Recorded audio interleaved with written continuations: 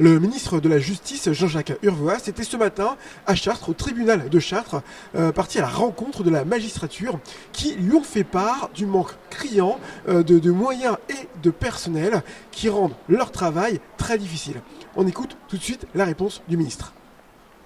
J'ai demandé au ministère, aux directions, de regarder comment on pouvait, non pas avoir des ressources supplémentaires, le budget a été voté, mais redéployer des crédits en raison de cette priorité que j'ai fixée, qui est cette priorité budgétaire. C'est la raison pour laquelle on a réussi, et j'en remercie les différents services pour leur collaboration, nous avons dégagé 14 millions d'euros, c'est-à-dire le double de ce qui était prévu, qui sera rajouté, 14 millions d'euros de crédits qui vont être dédiés à deux objectifs.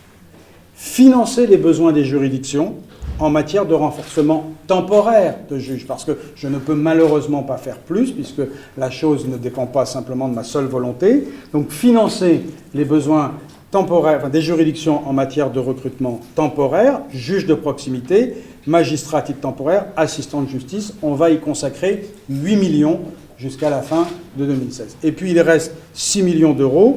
Nous allons offrir la possibilité de compléter par 300 vacataires à temps plein, avec des contrats qui vont aller jusqu'à la fin de l'année, en plus de ceux qui ont déjà été notifiés à la fin de l'année dernière. Donc c'est un redéploiement pour le ministère qui est conséquent, puisque ça représente une augmentation de plus d'un tiers de l'enveloppe qui avait été initialement prévue sur la base du budget de 2016. Et donc j'ai demandé, et la direction des services judiciaires de Mme Thiault va le faire, que les crédits soient, dans les tout prochains jours, mis à la disposition des cours d'appel pour que vous puissiez engager ce qui vient d'être décidé, permettant des recrutements dans les meilleurs délais.